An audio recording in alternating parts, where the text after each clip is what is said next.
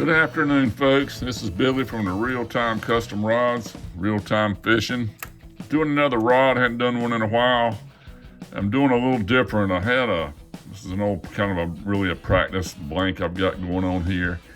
And what I've done is I've had a few problems on the last few closed wraps, these 4-axis closed wraps. Had a few problems with them closing properly at the end. So I'm doing a little different angle. I've done a little research on it, and I've been to a couple of seminars. There's folks that say, I've got a 9-inch wrap here, or decorative area that's going to be the wrap. And what a lot of folks will do is they'll figure the middle of that, which is 4.5, and they'll use that measurement for all their layouts. Figure the diameter or the circumference of the rod here for the whole layout. So what I did is I've averaged that. I put the butt end, I put the tip end, which is at 0 and 9 inches. Then I measured 4.5 inch, added those three numbers together and divided by 3. And I've got what my normal layout is going to be. And I'm going to try that and see if it closes a little bit better. So it's a little bit, tiny bit of an experiment on my part. I think it'll work, but we'll find out. So y'all stay tuned. While I get it all laid out, y'all stay tuned. I'll be right back. Okay, I've got everything laid out. I've got started down here.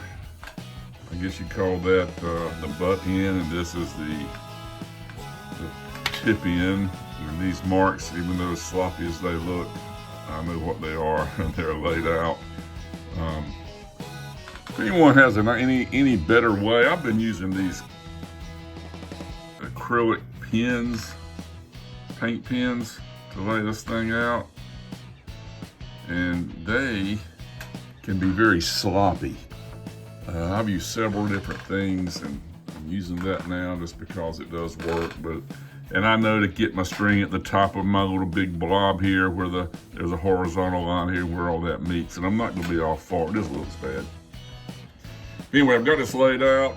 I'm going to be using these two colors, these two reds. One's kind of a burgundy. I'm hoping to get a 3D kind of effect on all this. We're going to see. I'm going to run 4 threads down this way with this color, and I'm going to come back with 4 threads on this color. So we're going to see how this is going to work out. So I'm going to run these. I'll run the first one, then I'm going to run a single one just to get my baseline down. And I'm going to come back with 3 more. Just to speed this thing up a little bit. It's like it's stretched out a lot, but they always seem a little odd. Sometimes seem a little odd as far as the spacing when I start for some reason. I'll come down and just cross right over that same one.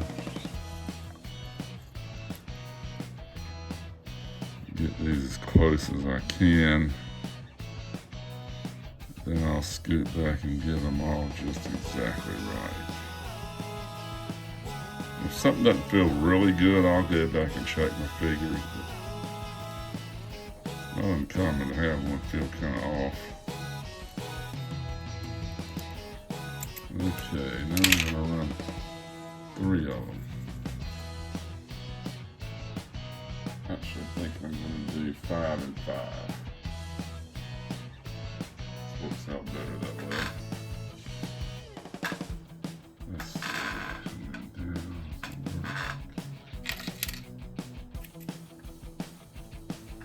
And this whole thing is just a totally new layout for me. So let's just see how this is going to work out. Try to do a chevron, so it's going to be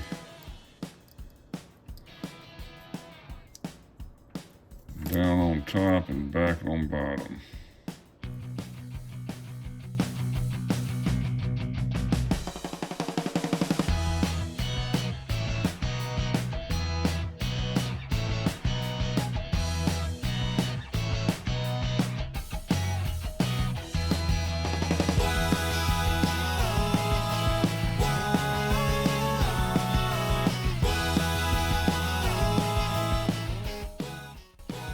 Well, this is a little different, so it's taking me a minute to figure my strings out.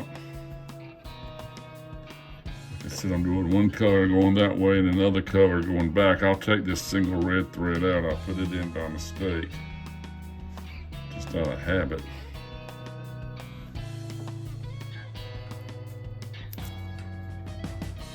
Because that's the way you would normally do them.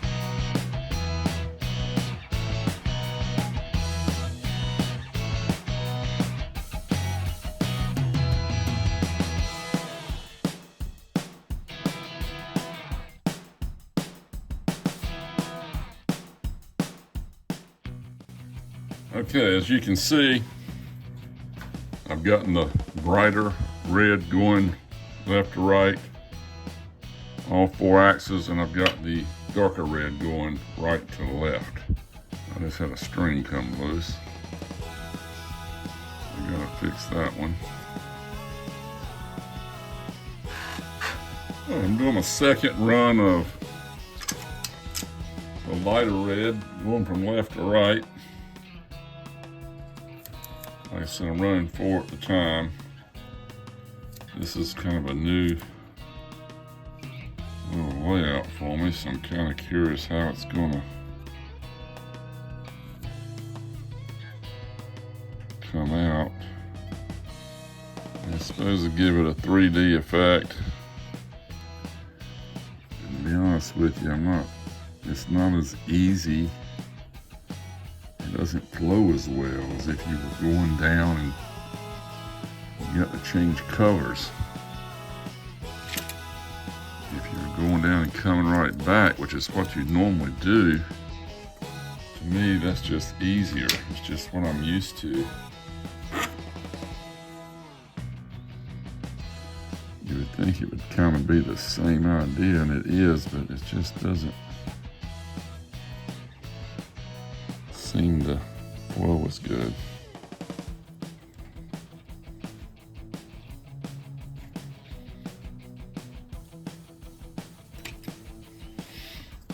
And being a 4 axis, you got 2 going that way and 2 coming back, so you got to run it twice the same way.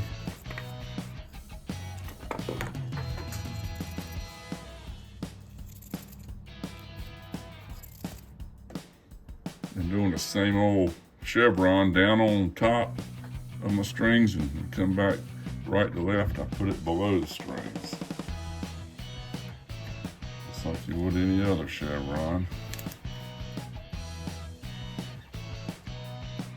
And that should point the arrow of the chevron toward the tip, which is what I like seeing.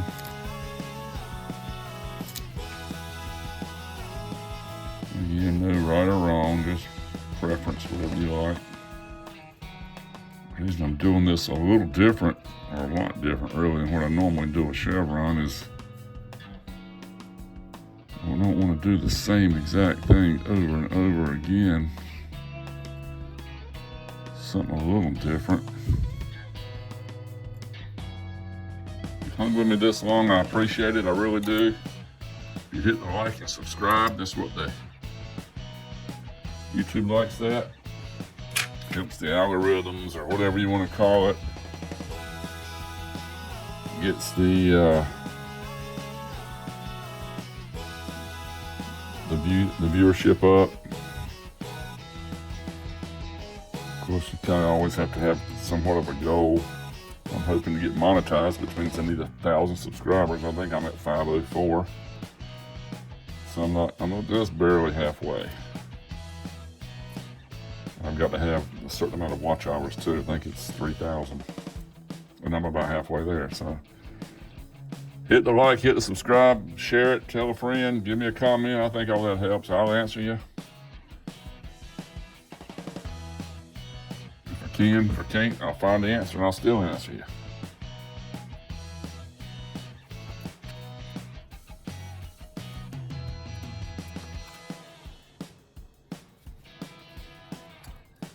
Once again, it's the same old thing, down on, up the rod on top of the pattern and come back the other way, you go below everything. So these four are going on top, as you can see right here. When I come back, the darker it'll be below those. And that determines which way their chevron will point. Mine will point toward the tip of the rod, doing it this way. Of course, if you do it the other way, it'll point toward the butt of the rod. This doesn't seem right to me though.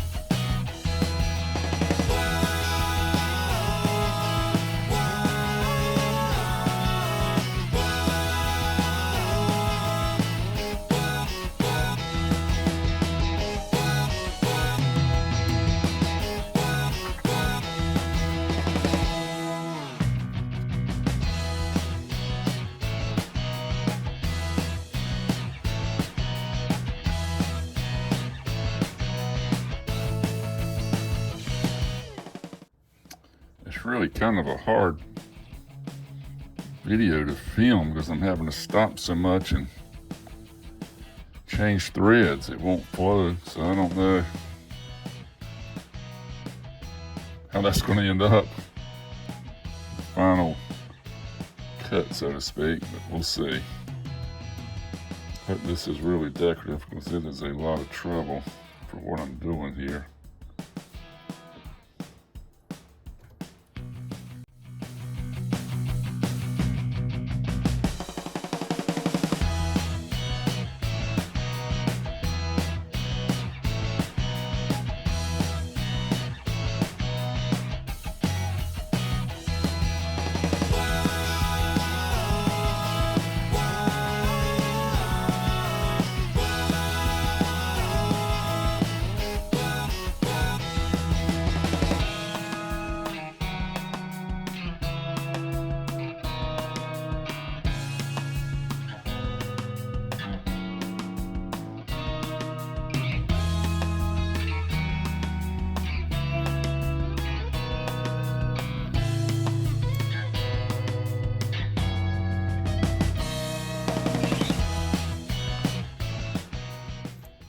I think what I'm going to do,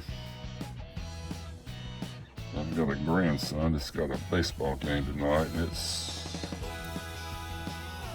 about 4 o'clock. I'm going to put some color preserver on this, and what that does, kind of seals everything in place. What I've learned, if you wait overnight, you don't do anything, sometimes these threads get loose. I attribute that to humidity change and things like that, but that's just me. Put that color preserver on it, glues everything, settles it all in. And tomorrow when you come, it's ready to go.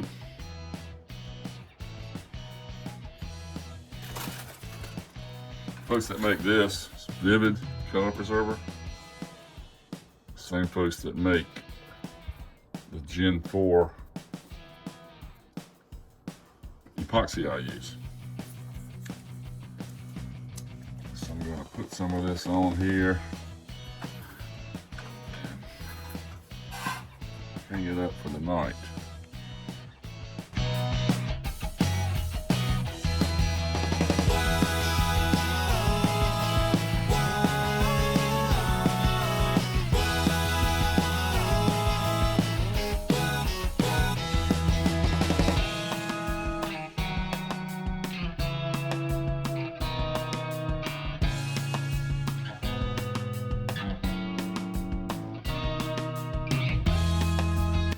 Okay, got the color preserver on it. I think I'm going to let it dry overnight. It takes it about an hour or so to dry anyway. Humidity's up a little bit. It's 47% in here. It's not up, it's average. 81 degrees, but like I said, I've got a ball game tonight, some things to take care of. So I'm gonna let this sucker run all night and dry, and I'll be back at it tomorrow. See y'all then. Okay, I'm back at it again. The color preserver has dried. Everything is solidified. And I'm running thread again. So again, this is a new little pattern for me. It's supposed to be a kind of a 3D look effect. I really wish I'd have done an underlayment on the way down this rod before I started. I think it would have made it look a lot better. Even if I'd done it in some kind of a, something with a red tint to it. I don't know, I've got all kinds of decorative tinsel looking thread in there that could have worked. But it's too late for that, so here I am. It's really kind of frustrating because you've got to start with one color, go down, then you come back with a totally different color. And that takes a lot of time.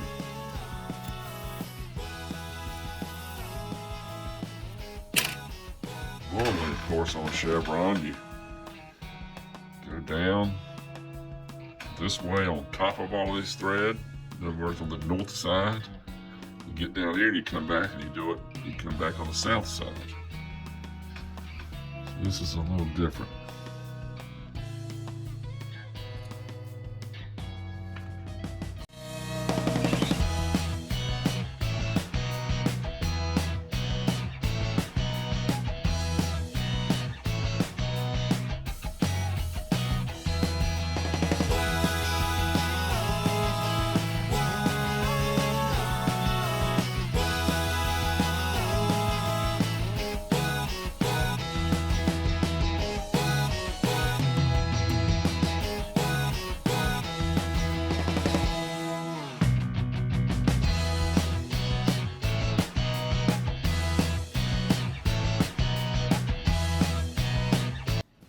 Try something a little different. The guides have red thread with this yellow band on it. So I'm gonna run one string of yellow.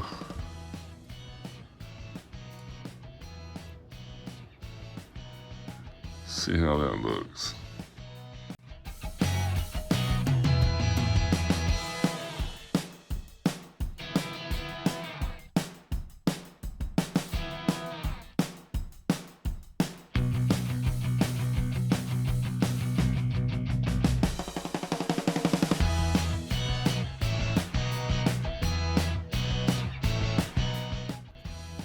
Okay, I've run that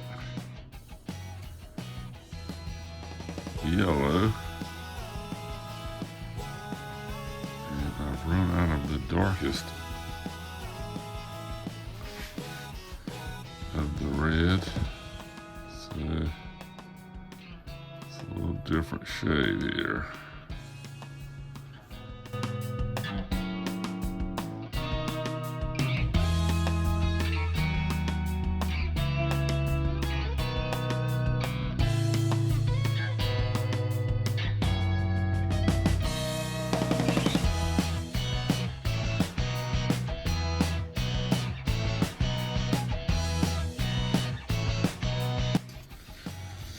I Gotta do something a little different. These colors are way too close to the same.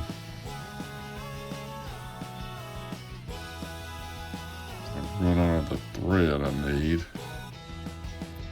Never dreamed it would take this much thread on each color.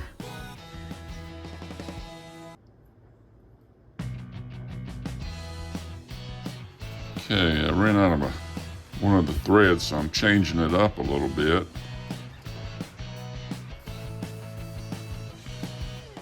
Right here at the end.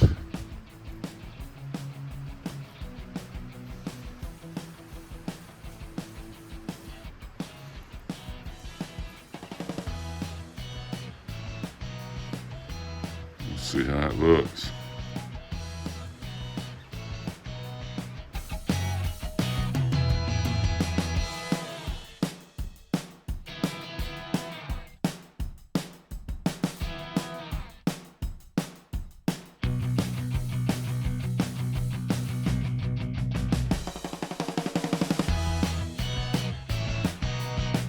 Okay, going with an orange here.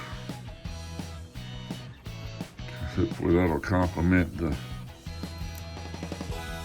kind of a mustard color yellow.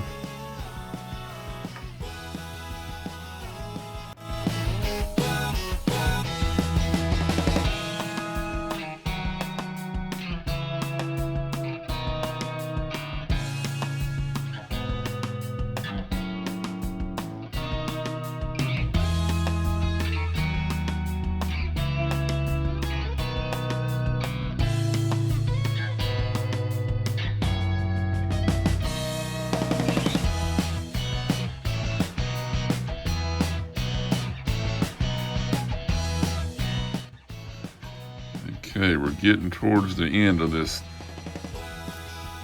what was supposed to be a 3D chevron, but it's not, it's just a chevron.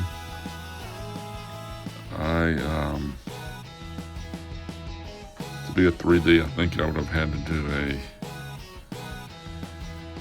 underwrap and then not close it like I'm closing it now. So I just kept going. I'm just about to get this thing closed.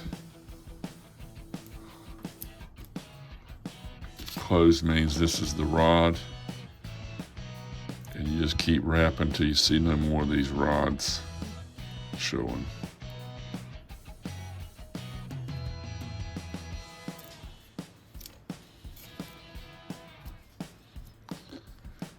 Really has kind of a different look, kind of a neat look. That's what I thought I was going to get when I started.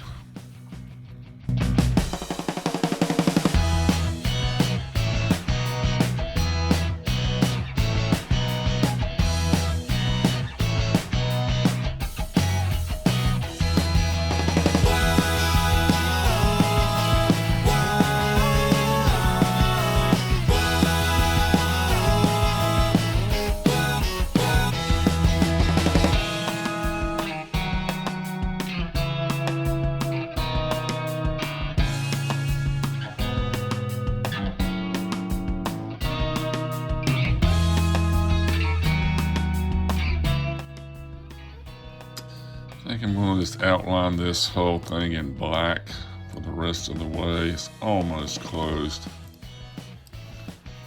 Black will give you some definition. And sometimes a little bit of a richer look or a ritzy look, if you will.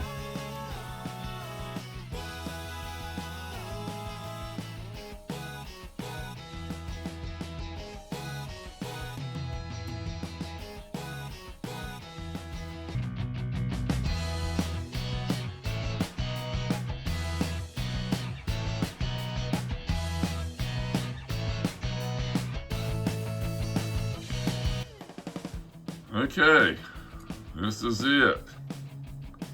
I gotta put the tiles on the ends.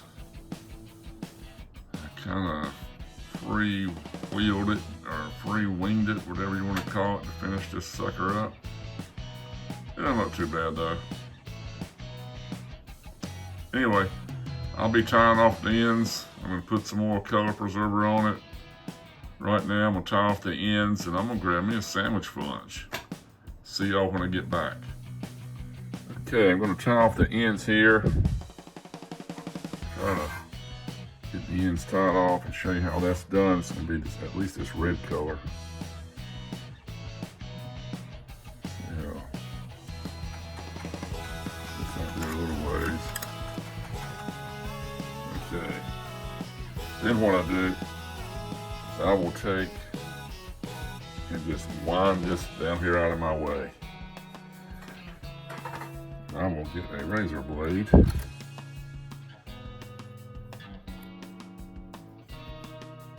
I'll start cutting. And there's a popsicle stick right here. I don't know if you can see that in the video. There's a popsicle stick. I'm going to use that to, of course, protect my blank.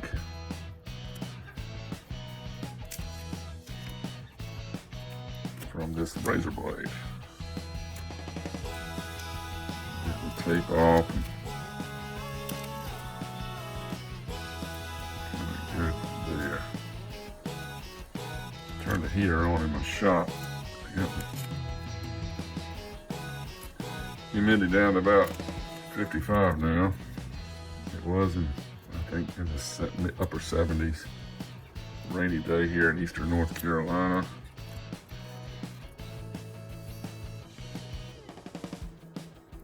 The strings don't do as well. Another part of my experiment, I think I said when I first started this video, is that I'm having a hard time getting these closed wraps, these closed chevrons to close. They weren't closing like they should. So I changed the way I laid it out, and I'm glad I did. They closed really good through here. Some room for improvement, but I think that's directly related to the humidity in my packing. And what I did, instead of using a tapered offset, because you kind of have to understand that the butt end of the rod is right much thicker than as you go toward the tip, it gets, narrower and more narrow. So you have to kind of allow for that. If you don't, you'll have a mess. And that taper offset is supposed to do that. And I'm telling you, I never could. This rod included, I was having to redo wraps too often. I did this rod. This is the second time I've done this rod.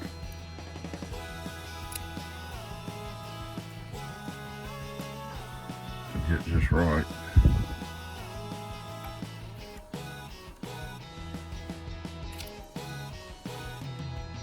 I usually go in and just cut certain threads out, trying to get it smooth.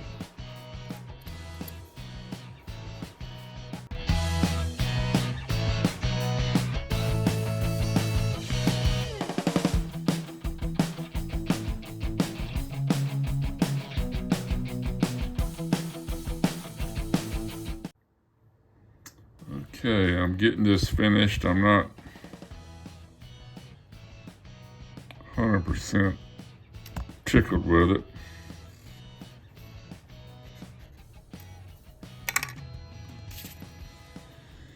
You always have some craters, that's what I call them, that you have to deal with. Do these tie-offs. This doesn't look horrible. And burnish it down, man. I'm nervous about the dryer motor.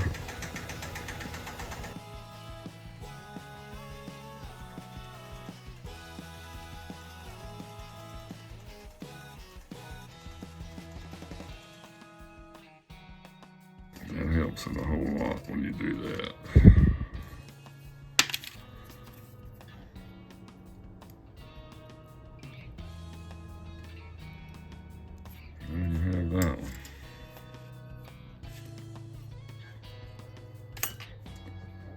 clean this up and I'll do the other end down here, and I won't bore y'all with all of that. It'll look exactly like this, and I'll bring you in when I'm get all that done.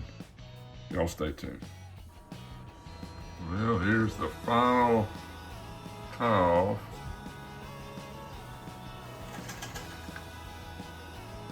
Down to this end, so I'm gonna get this foot pedal going just right and make it turn. That is it right there. I'm gonna put some epoxy on this sucker. And I'm gonna call it a day.